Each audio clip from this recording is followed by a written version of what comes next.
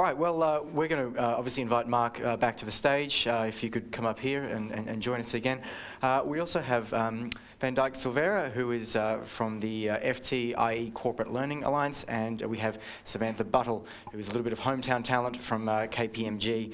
She's your Associate Director of People and Change Advisory. So if you could come and join me on the stage. Thank you very much, guys.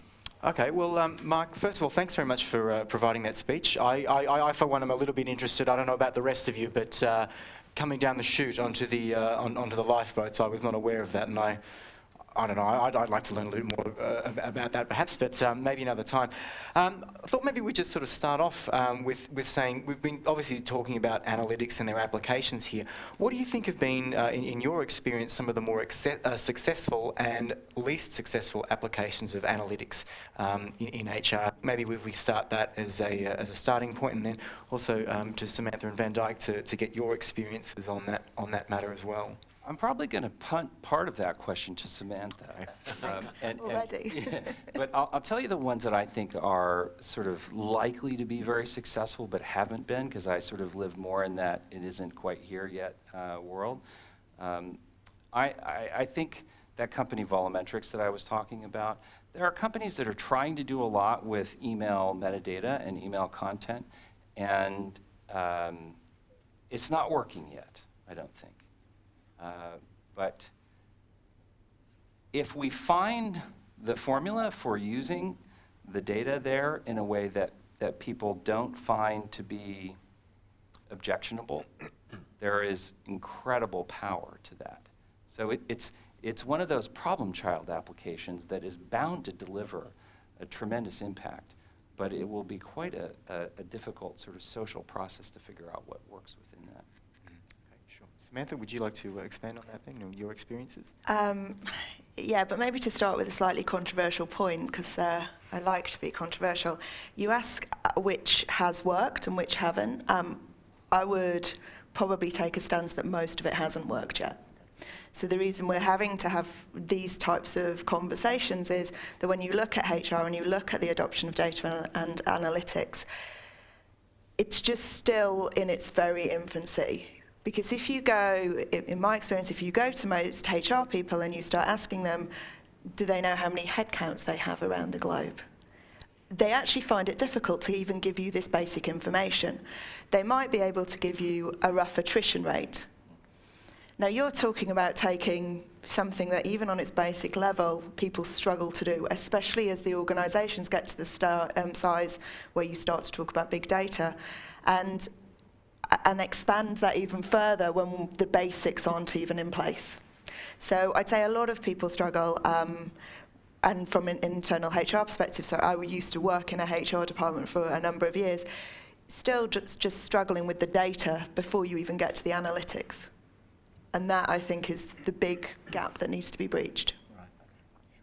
And VanDyck, anything in your experience that's, I don't know, do you think we're sort of also not at that point of achieving success in this area? I fully agree with Samantha. I think we have a great opportunity to use data to make HR far more strategic for organizations, especially in the big question, which is strategy execution. If you look at any organization around the world, anywhere between 40 to 50% of its total cost is humans. And I used to be a banker. I'm a finance person turned into an educator.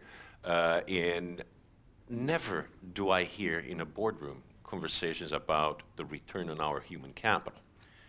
And the great opportunity about using data is because humans are not necessarily the proximate cause of profit. So the ability to use data to encounter pools of talent around the world, invest time, commit money to drafting and recruiting those people, analyzing and forecasting the most likely pairing of those people into groups, high-performing groups and teams, best fit within organization, and then measurement of performance and promotion. The opportunity to use this as a strategy, as a model for optimization of is something that hasn't delivered, but the expectation is so high. That's one of the reasons why we created this organization, the Corporate Learning Alliance. Okay, sure. Okay. And just as I guess, issuing an open welcome to the floor too. Obviously, as everyone's saying, it's a new area. Some of you might have also been encountering problems or maybe success stories in what you've been doing. So please, at any time, if anybody does have any questions they'd like to shoot to the panel, or questions they'd just like to ask in terms of maybe how you might be troubleshooting problems, please feel free, and we'll get a microphone to you, or just say in a loud voice too. So if there are any questions at this early stage, anybody? Sure. Sorry. And my question is maybe that's related to HR. We are counting some issues in the organization. First off, I work for Cisco Systems in supply chain. And what we do in supply chain is we're thinking about factory of the future, basically, which we see different sensors creating a factory to run all kinds of things. Along with this conflict data. Today, in the current environment, we have an army of analysts that basically is collecting data for 80% of the time, 20% is analytics. So with this factory of the future being coming our way, or we'll shape it, right? The amount of data we'll have at our disposal will go. You guys talked about some potential tools, applications in the future. What do you see? How would you prepare, the organization, the people, for being able, once these tools are already online, to, again, probably 80% analytics, and 20% how would you, for the organization, be it HR, supply chain, or whatever else, how would you prepare them to be ready for that? I mean, one thing I would say is it's a huge amount about selection. I'm in a conversation, early stages, with a colleague at LSE for a project that we're doing between Imperial and LSE. And I'm old enough now that the first computer languages I've learned are kind of archaic. And in just the last few years, I've had to learn brand new ones. And I think, part of the answer to your question is you need to hire people who, even though they get older, like me, will still put in the graft, the hard work, to keep learning. So you can't be the kind of person who's like, I learned that, I'm done.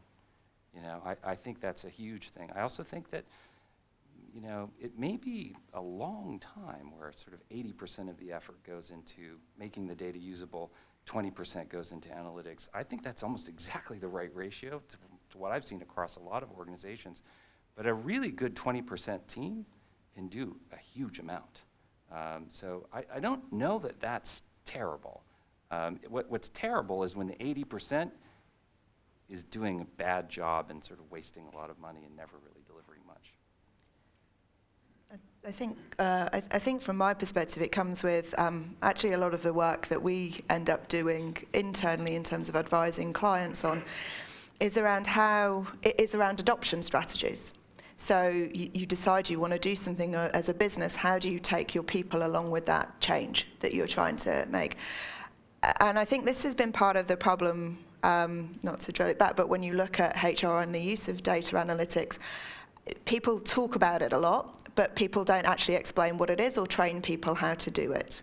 And so I think when you're looking at those kinds of big transformations going forwards, the people element in how you make those transformations are really important. And what do I mean by that? I mean by you're not giving them a process they have to follow. You have to start taking them on the behavior change that you want to take them through, i.e. getting them bought in getting the right people bought in up front in terms of what the change you're doing and why you want to do it that way. Getting your key stakeholders on there, making sure you identify people who aren't going to adopt.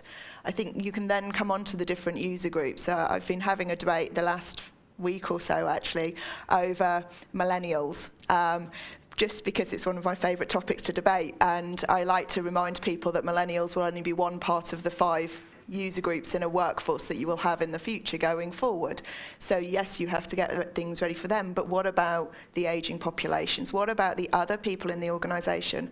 And yes, you can go out and hire the right talent, but let's be realistic. You're not going to flip your whole workforce so that they can use your new approach.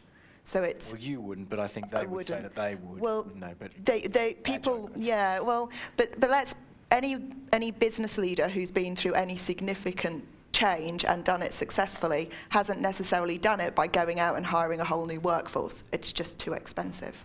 So getting people on the journey with you and then educating them and training them in the right way and knowing that that's going to take some time is a key component to thread through any change process. Samantha has a very important point, which is the impossibility, given cost, to change the entire workforce because of the whims of the market. But this brings me to a question that precedes that, and this is something that happens to me every time I engage with a client, and I'm talking about global clients, is that I see a very clear divide between the strategy of an organization and the actual competencies, the knowledge, the application of that knowledge, translated into a human capital strategy that you can basically see a mirror image between the strategy and what we need to do in terms of the breakdown of competencies and behaviors, not just competencies. So what I see is there is a lack of the ability to hire for strength in competencies, have a very clear defined competency structure, and actually develop and train people for outcomes as opposed to just developing people for their own benefit. We need to start talking about organizational skills as opposed to individual skills. Of course, the vehicle of delivery are humans, and they're going to be transformed by having access to development, to education, training, etc. But we need to step before that and say, what kinds of competencies, what kind of strengths do we need to have a workforce along the entire pipeline to have so it will reflect the strategy in performance? That is a question that hardly ever gets asked. And maybe just moving on from that, but maybe sort of in the same vein. I don't know whether this sort of might be a little bit. Well, this would be sort of controversial, but putting the question out to say, how valuable actually is the use of big data in this sort of arena? Because what it seems like, what Dandy has sort of brought up, and what we sort of discussed up here, is that in these sort of early stages, a lot of the decisions about hiring the right people who can translate, what they're seeing in front of them on a screen and that sort of stuff is still going to be. Those decisions are still going to be made by, for want of a better word, the right people who might have to be working on their hunch, and that in itself might suggest that people's intuition is still a very sort of core thing. So I mean, is big data and the use of it, is it just an incremental thing, or is it really like a big bang for for HR like that? Because you'll still need to hire, like if you met someone on the street, you would get a hunch that they are right for this job, rather than running a screen on them and saying, I don't know, they could lift productivity by this much, they might stay 6 weeks longer than some other person. Anyone who wants to take a crack at that, please. What I'm struggling with is that, I think what Samantha said is exactly right for many large organizations. But there's a distribution of sort of skills when it comes to these things. And you can find large organizations that are amazing at this stuff. Just amazing, that you walk in and it just blows you away how sophisticated they are. And so I think it's really important to keep in mind that distribution, needs to be taken into account in the decisions that you take within the organization.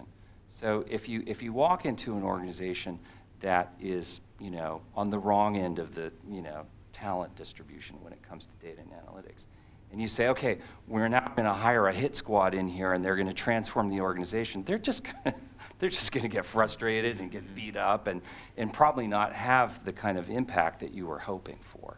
And it's really, how do you transform a whole organization all at one time? And yet, the really difficult thing is, and this is why I put in the metaphor about the big boat, the little boat. There are times when you kind of have to do something super drastic if that's what's coming at you is the sort of weather that's going to sink the big boat.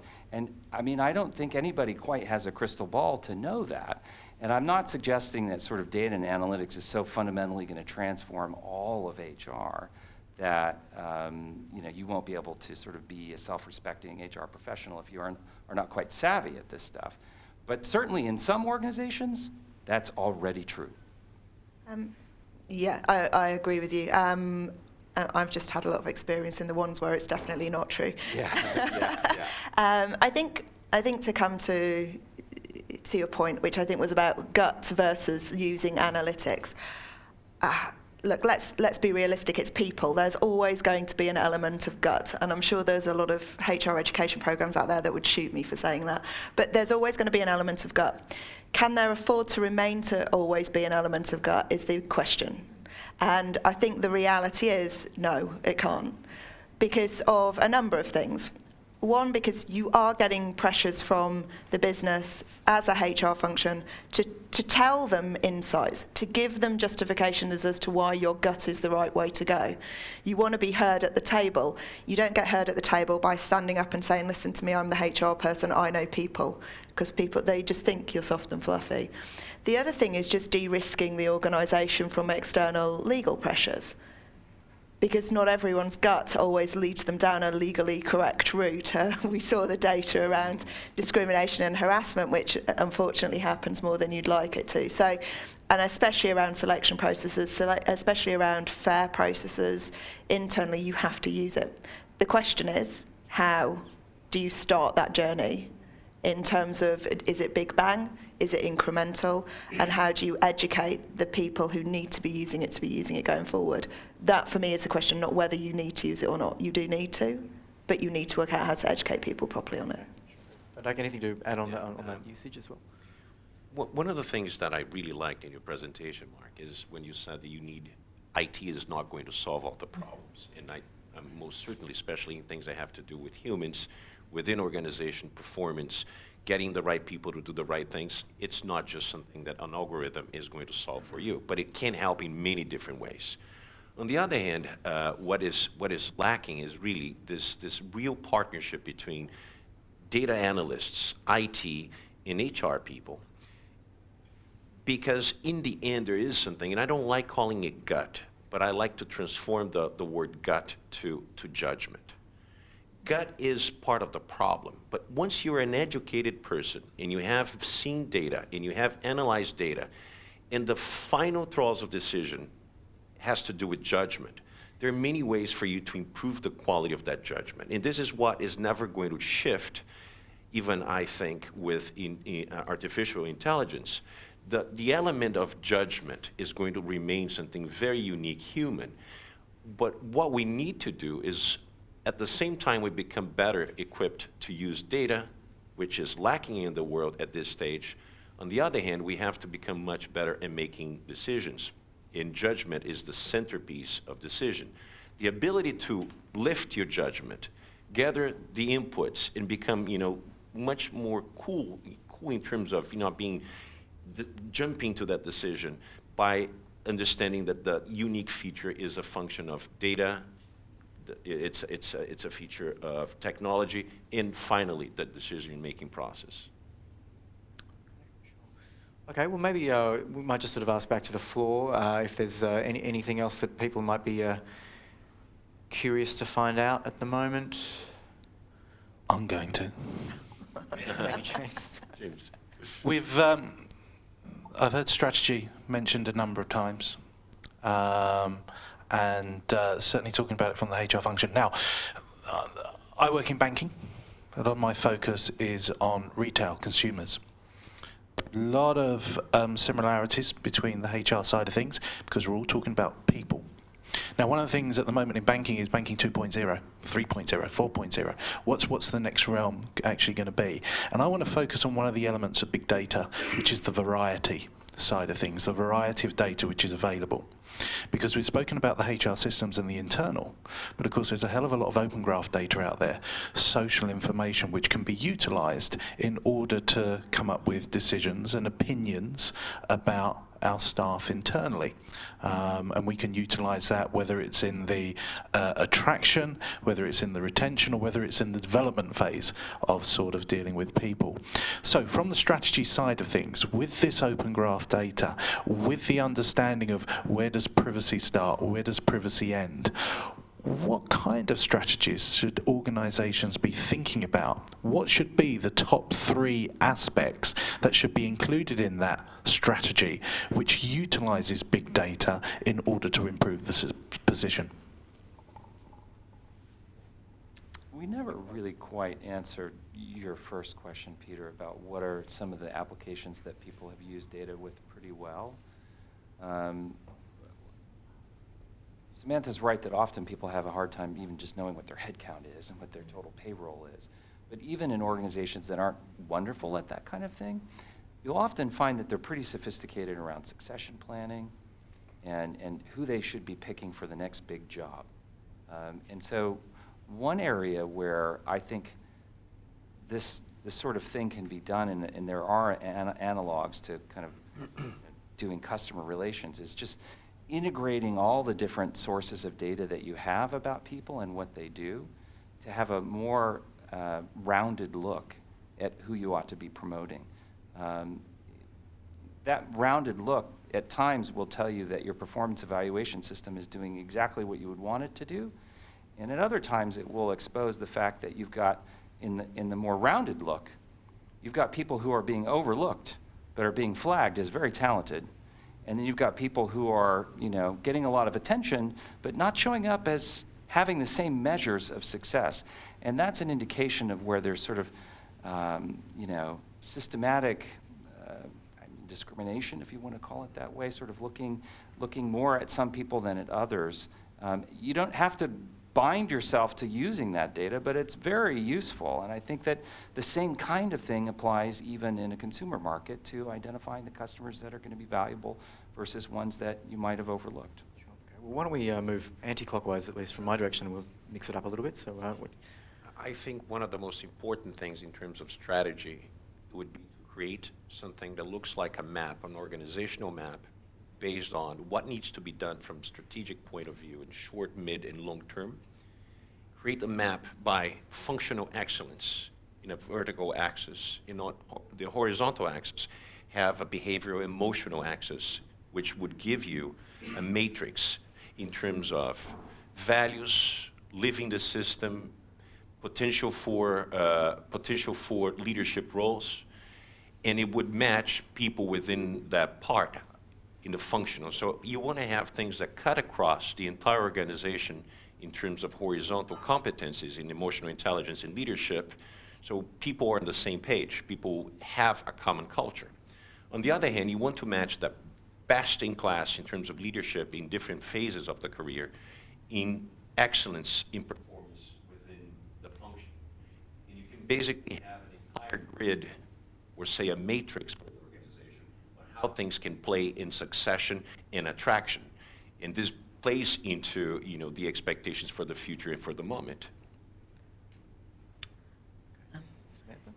Yeah, and I think completely agree with both of those comments, and to sort of drill it down a little bit further, when you talk about the things that you should put in that strategy from an IT perspective or from using the data that's out there already in the world, you do need to be thinking very carefully about how you're going to approach this. And the reason I say this is because I had one of my HR teams once who came to me, and she was all very happy because she'd been looking at some candidates for a job, and she'd been on some PI mission and gone through Facebook and found all of this information about the candidates.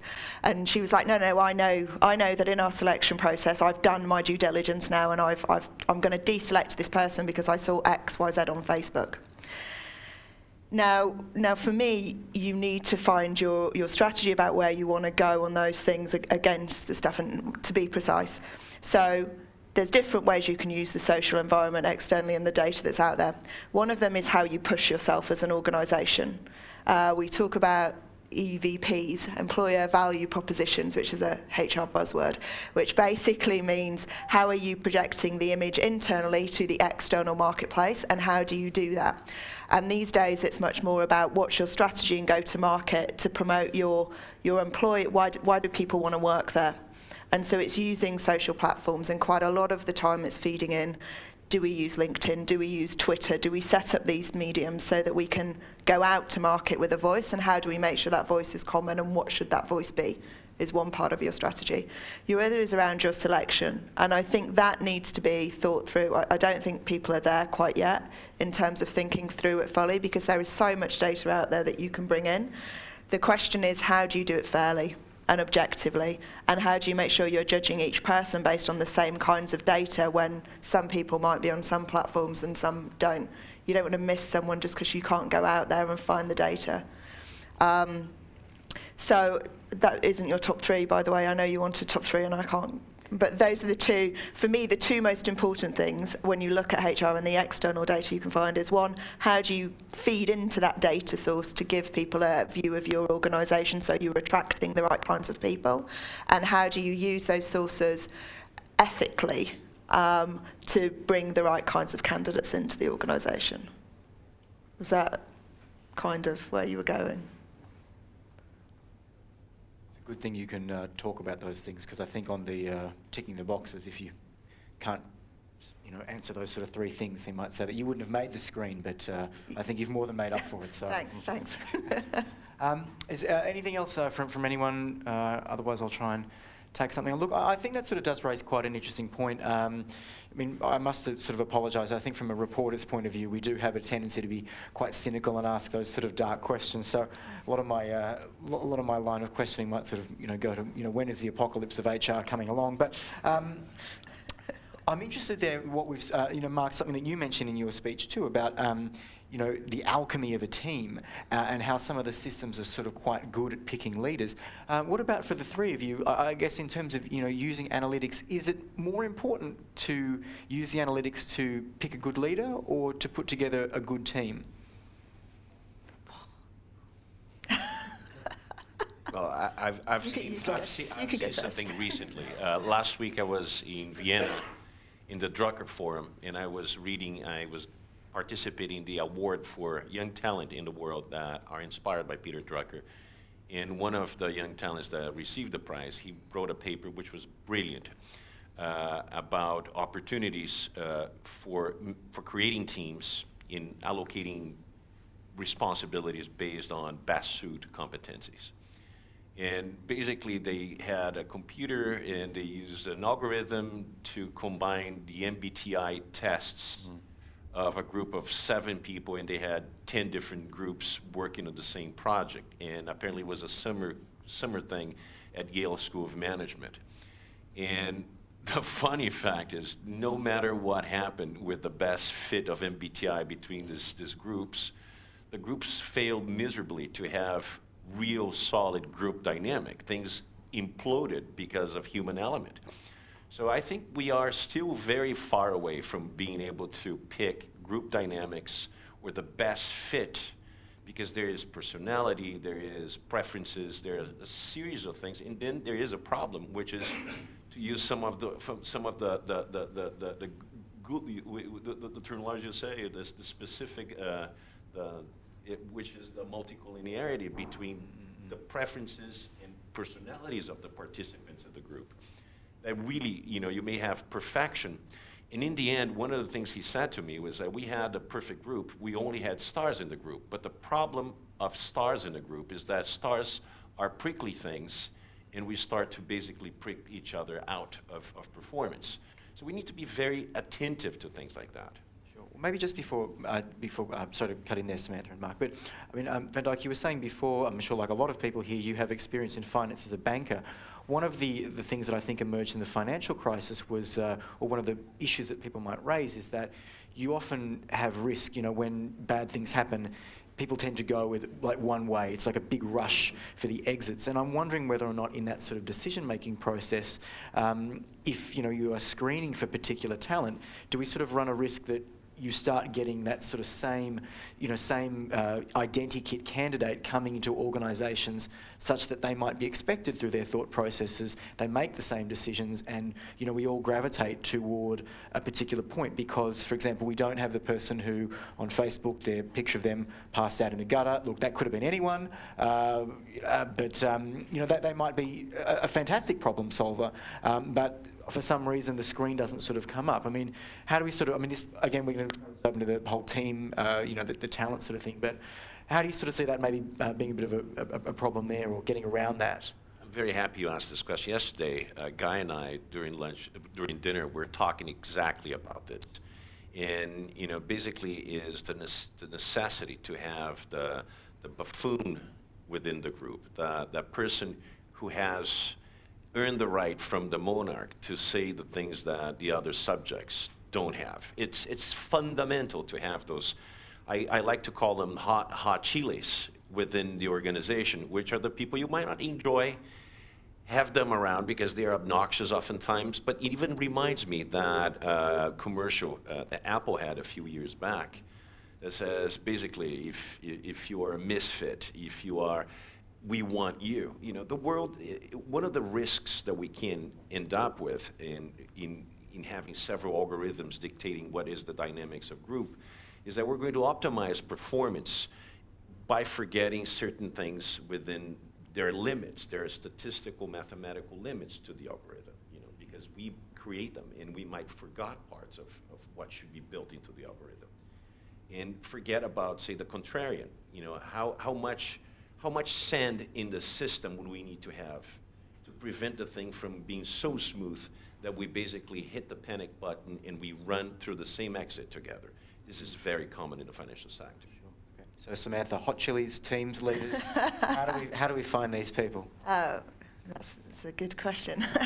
I'm going to go away from the hot chilies, teams, Okay, and leaders shall I just go to start back. I think to your first question, leaders or teams, which I've been playing with since you asked me, actually, in my head. All of this is great. It's got to start with the leaders. Because you can put whatever algorithms you want over whatever team dynamics. You can throw some sand in there so that you've got the right kinds of profiles, mixing it up. But if you don't have the person running that team who cares about this in the first place, it doesn't matter. You've got to have somebody who wants to buy into that concept in the first place. And trust me, all around the globe, the majority of time you come into leaders who already think they know how to lead and think all of this stuff's a little bit fluffy. So helping make it less fluffy, yes. So I think you've got to start with the leaders, with the view then being that sometimes you can't change the leaders because the reality of organisations is that there are politics quite often behind leadership appointments, and then enable the leaders with the use of data and these things to help the team. And that's where HR can start to come in and add some value. Chilies, and the need for chilies in a team. Look, it comes back to what you were saying about strategy before. What you need in a team depends upon what you're trying to get that team to do. And I always use this example of, is there room for chilies in an army unit? Or in a unit where you're looking at a team that you are needing to follow specific orders because there's danger? Or in a production line where you need people to do the stuff that they're doing on the ground? Maybe, maybe not. If you're looking at a team where, and we talk quite often about financial services, where actually your product is intellectual capital and you're building new, you're looking for innovators, you're looking for people to challenge the status quo, then definitely I think it's always good to have that dynamic of somebody in there that can throw off the mix. And you do need to be very careful about analytics. I walked into an organisation once after a merger who'd been using these tests, and the whole management team talked about different colours. So I'm this kind of colour, and I'm that kind of colour. What kind of colour are you? And I said, I don't actually know. And do I need to know? What is it helping me to know what kind of colour I am? To come back to your point earlier of data's great, how you use it is important. So I don't know if that answered all of your food groups, but sometimes the colors can be used as, you know, please give me something that I can use to stereotype. Yeah. I actually have to get to know you. Yeah. I would agree. I think that if I was choosing between really getting good at trying to do the team dynamics and picking leaders, I would go with leaders every time. I think the reason for that is that we still have just so much to learn about how to do the team dynamics piece. It's a far more complicated problem. I just had students doing this, and at the end of the assignments they all presented, I asked them 3 questions, and I got almost a 50-50 split on what their theories were about how to construct good teams. Now, they haven't read up on it, and if they had, they may have had a little less disagreement, but much more convergence on what makes a good leader. And if a leader is good, they will do a good job of starting to get that alchemy to happen. So it's a leverage point, and I think it makes a lot of sense. Even if you can barely count up your head count, start doing everything you can to pick the best possible leaders. I think I couldn't agree with that more. It's huge. And that's one area where actually we can start to say a lot with these different kinds of data about things that test our intuitions about who are good leaders.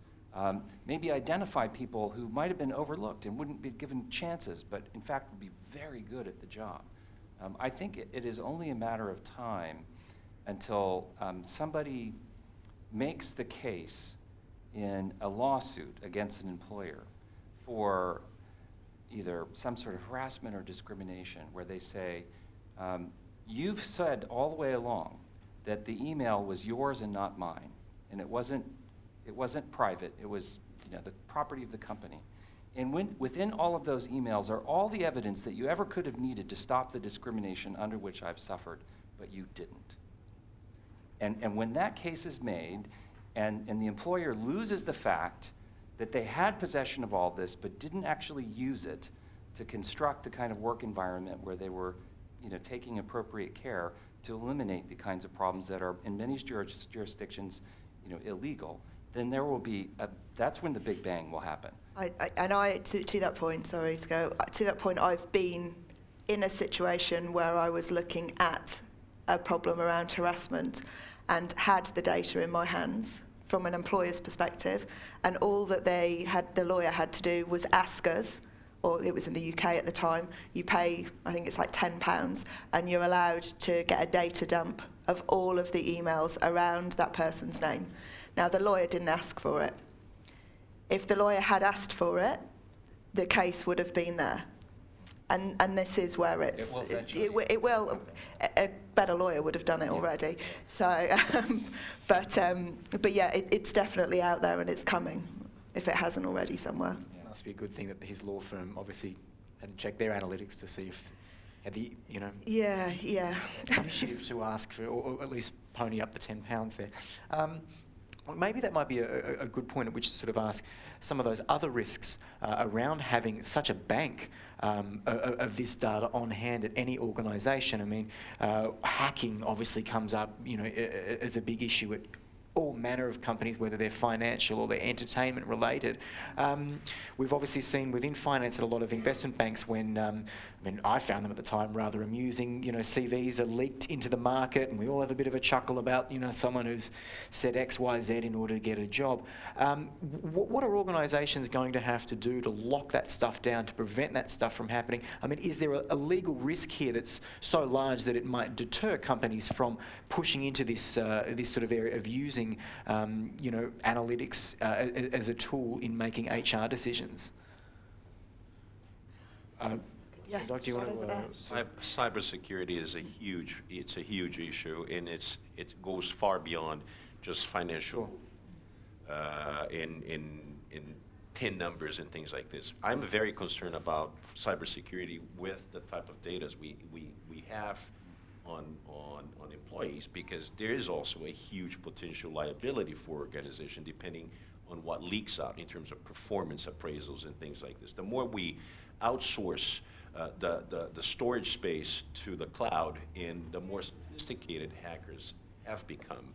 I mean, you could get yourself, I see the day that you pay, say, $100 and you go online in one of those things and you download everything there is about you in the cloud, and all of a sudden that Mark evaluated you last year and gave you a bad grade in performance, or and then what happened? I got a bad grade myself in all likelihood.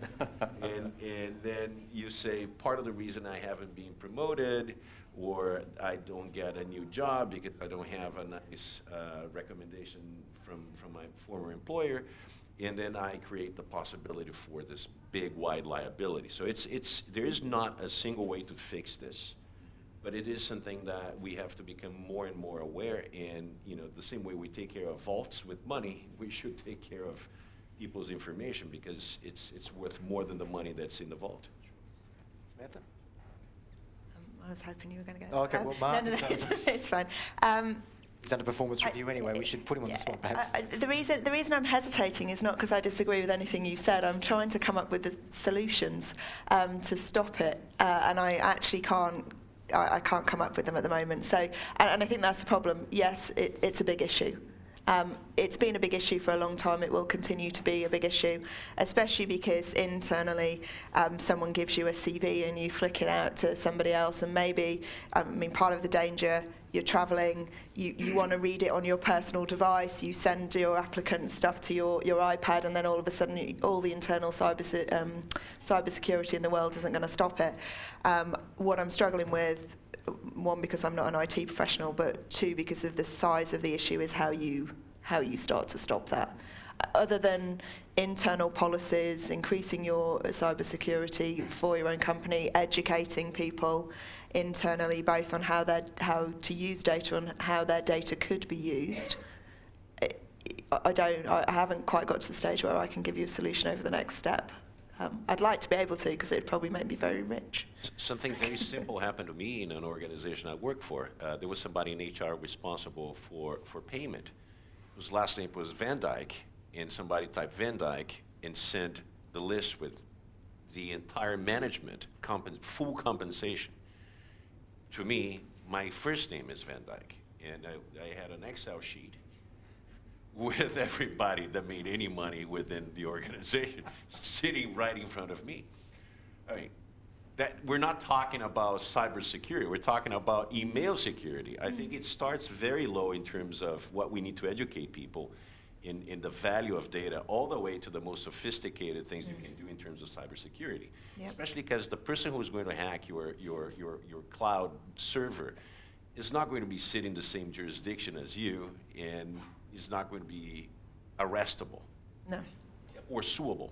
One of the things that we've started to think about is in the visualization, the KPMG Data Observatory that's just recently been opened, we've been visualizing all Bitcoin trades on the blockchain network, and looking at structures that tell us when is there money laundering, when are there hack attacks, and there's a fascinating thing that's going on between people who want to increase the size of a block right now and people who want to keep it small. It has to do with the capacity of the network, and basically they're trying to mess each other up by attacking the network, and we can see this happening in real time by these visualizations. So we're exactly doing the things that I've been preaching at you today, and it's teaching us what's going on. And I think that this is a reasonable thing as it applies to a lot of different kinds of transactions. So people transactions, I think that the more that you have the ability to start to look at different things that are going on, the more you can see where the risks are likely to be. And strangely, we've started to think about how both for consumer data and also for employee-employer relationship data, might it be possible to adapt the blockchain so that you have a peer-to-peer mechanism for ensuring the unhackability and the appropriate levels of privacy about data that you'd like to control? It is a pretty cool system that can be adapted to those kinds of things, and there are people that are working on it now. And I expect there will be some cool innovations that come from that. So in the future, I don't know that we'll ever have, a way to exactly protect from the idiot employee, but chili, they're known as the hot chili. The hot chili, okay, Sorry, yeah. But I think we will start to have systems that become, at least for certain classes of transactions, really hard to hack. And right now we're just in between eras where the infrastructure that we need to manage at this new scale that we're operating has not scaled up to provide this sort of security reliably that people are looking for. I mean, I don't mean to say the state of security is that abysmal. There are people that do it really well, but there are lots of back doors. Imagine something with, say, artificial intelligence built into email system. Imagine if this lady who sent to the other VanDyck, not me, But if the system had something that recognizes the emails that go to HR from HR or to somebody who is in corporate finance, and there was a dialog box that asked, say, Sarah, do you really want to send this to VanDyck? Or is the technology exists? For example, there is already technology for, say, heated emails. You know, you want to say something nasty to your boss, and you use certain particular words, and you send, you know, the hell with this, shove it, whatever the hell you're writing, and all of a sudden there's a, do you really want to send an email to Robert saying whatever, you know, epithets you wanna use? And it might get you a cooling off time. Dan Ariely, whom I had a great conversation with him once, he wanted to create systems by SMS or WhatsApp, whatever, that stop people who are big spenders with credit cards. For example, if you set yourself a limit of X amount of dollars per maximum transaction, so you don't go off and buy yourself a Louboutin or you buy yourself a Rolex or something like this. So the moment you activate that, you receive an SMS from the bank, from the credit card saying, Dan, are you ready to pay this month? Yeah. So this basically diffuses the bomb. So there are things like this that might be within our immediate future in terms of technology that may help us to stem off, you know, the stupidity or carelessness. But my big problem is the guys who are sitting somewhere in an obscure place trying to hack that data to create, you know, cyber mayhem. Okay. Well, it almost sort of sounds like you're sucking the fun out of life. We can't have any swearing in email. No splurging on credit cards. Okay, I think we need to take a break or move on to the next segment. So maybe if there are any final questions from the floor. No? Okay, look, if you could just join me in thanking Mark, Samantha and VanDyck for sharing their views on all that stuff. Much appreciated, guys. Thanks very much.